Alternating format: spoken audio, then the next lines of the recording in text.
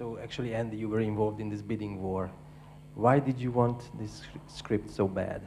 What did you love about it the most?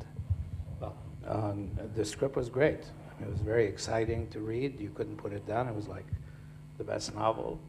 It had great characters, great dialogue, all the things that great movies are made of. And I was sort of in a friendly bout with my ex-partner to make sure that we get it, even though I helped him make the movie on the other side later.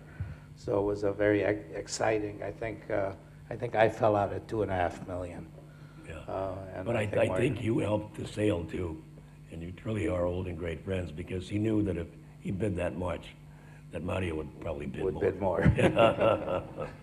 But anyway, it was very interesting for me to see the process of getting a director on board, getting the cast on board, and then working with the script, where Paul Verhoeven, who ended up directing the movie, wanted to rewrite certain things, but Joe's script was so cleverly put together that if you pulled out anything from that screenplay, the whole thing fell apart.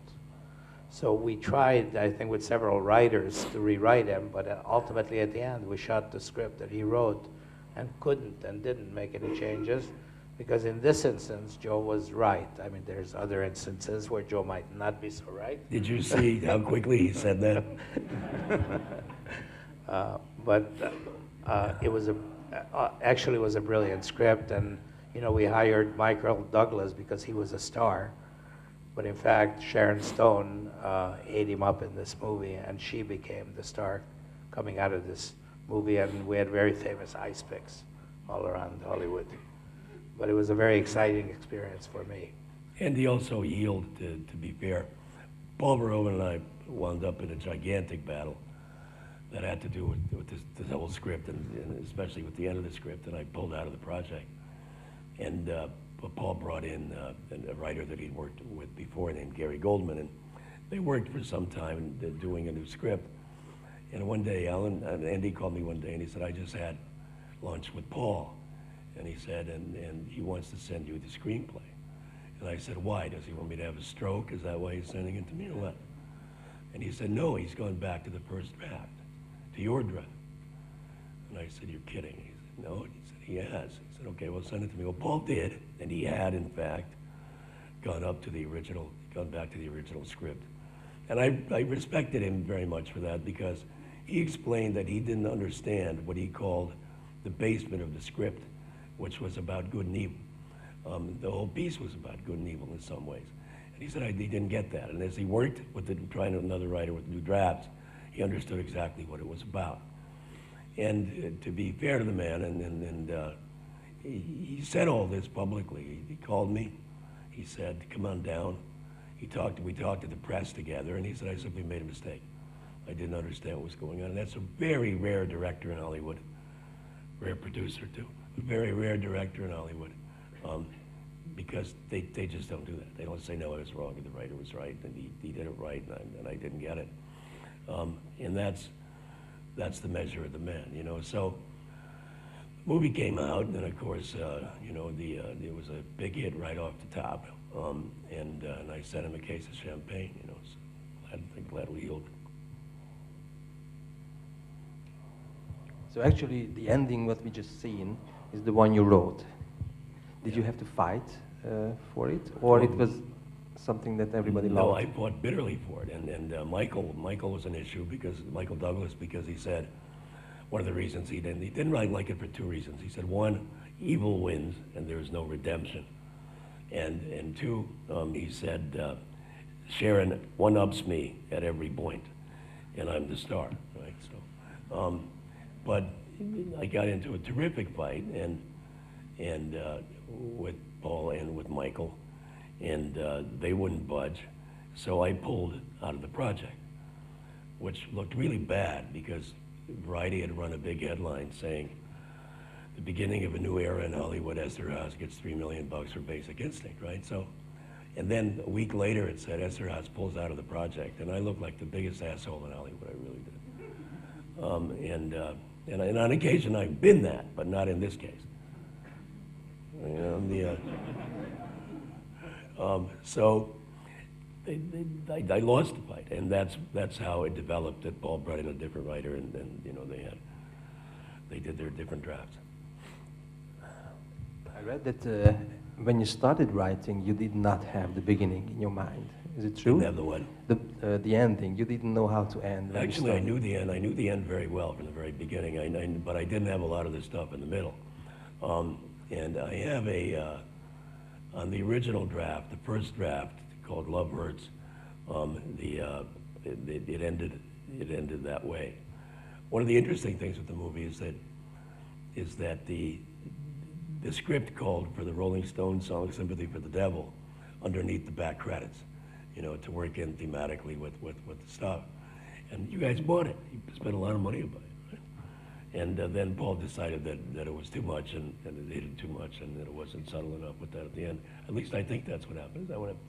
But I think Jerry Goldsmith wrote a great score. Yes, he did.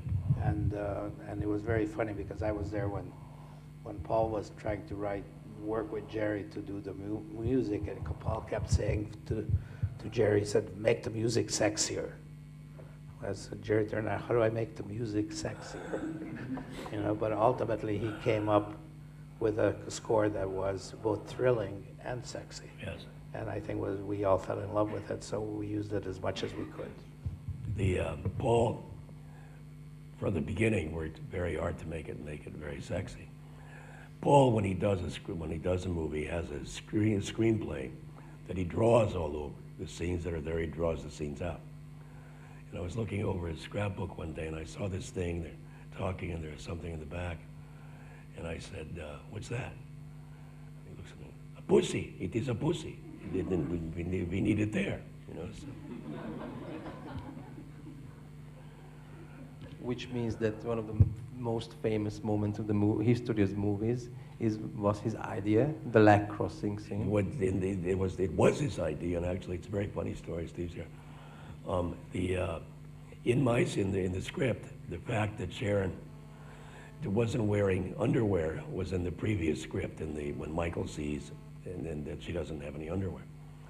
In the interrogation scene, we don't have those little bitty theatrics that Paul indulged in that scene. That was his idea. You know, the whole notion of how should I say this delicately, of those hairs being prominently up on screen was his idea. So the first time that I saw the finished cut, I was with Steve and his sister and my ex-wife, and we come out of the theater. Steve was maybe 16 years old. He's all excited. He said, "Pops, that scene was just unbelievable." How did you get the idea to do that? And it was one of those climactic moments in your relationship with kids, right? Lie or tell the truth, right? So I said, "Oh man, I didn't have anything to do with that." Verhoeven did that. "You're kidding me." I said, "No." I don't think he liked the scene less, though, as time went on, because I was struck by it. Okay, so Catherine Tremell is one of the most iconic female movie characters ever created. How did you create her? Well, first let me tell you about the name. There's a great story about the name. It's pronounced Tremell, right? The Catherine Tremell. And the first time that I sat down in a script meeting with Sharon said, in San Francisco, they were shooting Sharon said, "Boy, you are really, really diabolical and clever." I said, "Thank you, but why?" And she said, "Because I know what Tremell means." I said, "Really?" And she's smiling and happy with herself. And I said, "Well, what does it mean?" She said, "In Irish mythology, the Cape of Death is called, or Scottish, I'm not sure what this is called a Tremell. And that's why you called her Tremell." And I said, "Do you want to know the real reason why?" And she said, "Come on, I know that's why." I said, "Alan Tremell of the Detroit Tigers, one of my favorite baseball players." And I named her after that. I said, "Oh, you did not. Don't tell me that stuff." I'm sorry, I interrupted, but you go on. Yeah. It's part of the character. Yeah. So how did you create her? Do you have anyone specific in mind? No, I really didn't. I knew that that in terms of the particular scheme that I had, I wanted her to be really smart, brilliant, um, the absolutely evil, but hiding the evil, charming. The other part of it that I really wanted her to be is charming and almost little girl-like. And one of the great things that Sharon did with that performance is that she combined those elements. There's a diabolical part to that character, and on the other hand, there's almost a little girlish quality. And I wanted her to be, if you will, not really bisexual, although she is, but sort of omnisexual, controlling in a sexual sense, and being able to juggle it. The Nick Curran, the cop, on the other hand, I was a police reporter for many years as a journalist, and I got to know a lot of policemen.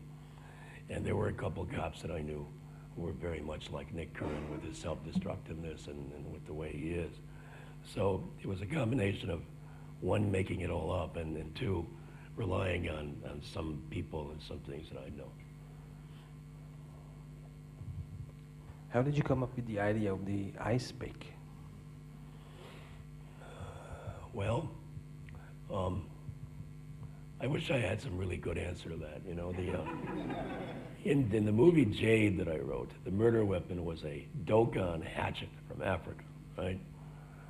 And I guess I wanted to find a weapon that really that wasn't overexposed on the screen, you know, that would have a certain kind of, if she's evil and diabolical, then let's pick a weapon that sort of visually is scary, right? And I think that's where we came from. It was a success, huge success, your biggest commercial success in your career. Have you ever thought about what was the secret of it? What? The secret of its success, have you ever thought about it?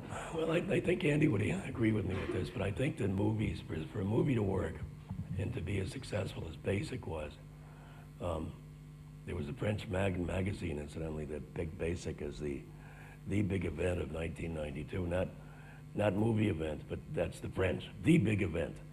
This movie, right, is the biggest event on the globe in 1992. I think everything has to come together for it to really work, right? You know, I was pleased with my script, but Paul's direction was superb. Michael was the rock that the movie was built on. Sharon, I thought, was astoundingly good. Not just that one particular scene that Verhoeven came up with, you know, but because of other ways. And, you know, the production values were terrific.